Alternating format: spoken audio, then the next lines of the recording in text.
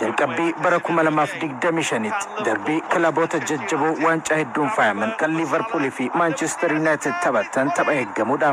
Anfielditti ga'umsa dinqiirra kan jiru Liverpool imala waancaa cimsachuuf jaarraa walakkaan booda yaaddoo gara liigii dakaatti bu'uu kan qabame Manchester United ga'umsa gadaanaa keessaa ba'uuf murkiin taasisan eeggama. Robben Amorim taphoota liigichaa sadan walittaan sun mo'amee jira. Taphoota 8 keessaa 5 mo'amuun 2 injifachuun tokkoon qixabee qabxii 24 argachuu qabu keessaa 7 qofa argate. Manchester United qabxii 22 fi iddaa goolii 5 sadarkaa 14ffaarra jira. Liverpool tapha jalqabaan Old Trafforditti goolii 3-0 injifate. Kilabichi tapha qixxeessituu tokko osoo qabu qabxii 6 Arsenalin caalee shaampiyoon ta'uuf imala injifannoon itti fufeera. Liverpool taphoota 13 darbaniin tapha tokko qofaan Manchester United mo'ame. 7 injifachuun 5 qabxiis qooddatee olaantummaa qaba. Taphoota 8 Anfielditti taphateenis Liverpool morkataa isaan hin mo'amne. Manchester United taphoota 8 irratti goolii tokko qofas Liverpool irratti galche. Liverpool taphoota 3 darbaniin goolii 14 galchuun morkattoota isaa injifate.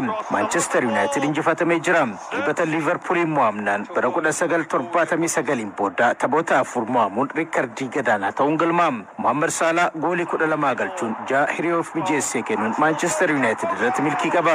Salaan bara dorgommichaatti goolii 17 galchuun kubbaa goolii ta'e 13 hiriyoof mijeessuunis ga'umsa dinqiirra taphataa argamudha. Manchester United adabbiin booda dursaa taphattoota Bruno Fernandes fi Manuel Ugarte argata. Dursaa taphattoota Manchester United kan ture Gary Neville xiinxalaa Sky Sport yoo ta'u yeroo kanatti gara Anfielditti deemuun yaaddoo uumaa jedhe.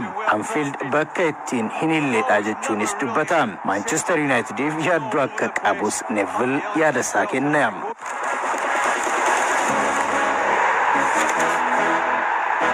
Although heated, sometimes bitter rivals, the two clubs have inspired and jalqabbii bara 2025 darbii kilaboota jajjaboo waancaa hedduun faayaman kan Liverpool fi Manchester United taphatan tapha eeggamuudha.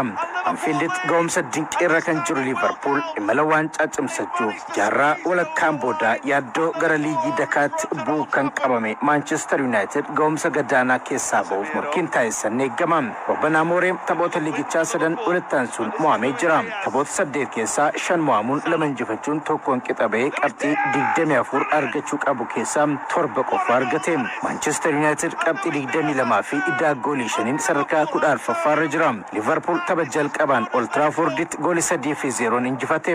Kilabichi tapha qixxeessituu tokko osoo qabu qabxii 6 Arsenalin caalee shaampiyoon ta'uuf imala injifannoon itti fufeera. Liverpool taphoota 13 darbaniin tapha tokko qofaan Manchester United mo'ame. 7 injifachuun 5 qabxiis qooddatee olaantummaa qaba. Taphoota 8 Anfielditti taphateenis Liverpool morkataa isaan hin mo'amne. Manchester United taphoota 8 irratti goolii tokko qofas Liverpool irratti galche. Liverpool taphoota 3 darbaniin goolii 14 galchuun morkattoota isaa injifate. Manchester United injifatamee jira.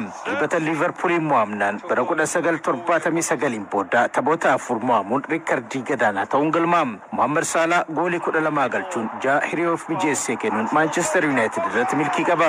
Salaan bara dorgommichaatti goolii 17 galchuun kubbaa goolii ta'e 13 hiriyoof mijeessuunis ga'umsa dinqiirra taphataa argamudha. Manchester United adabbiin booda dursaa taphattoota Bruno Fernandes fi Manuel Ugarte argata. Dursaa taphattoota Manchester United kan ture Gary Neville xiinxalaa Sky Sport yoo ta'u yeroo kanatti gara Anfielditti deemuun yaaddoo uumaa jedhe.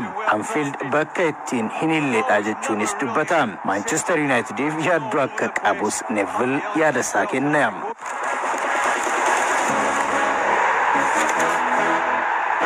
Although heated, sometimes bitter rivals, the two clubs have inspired and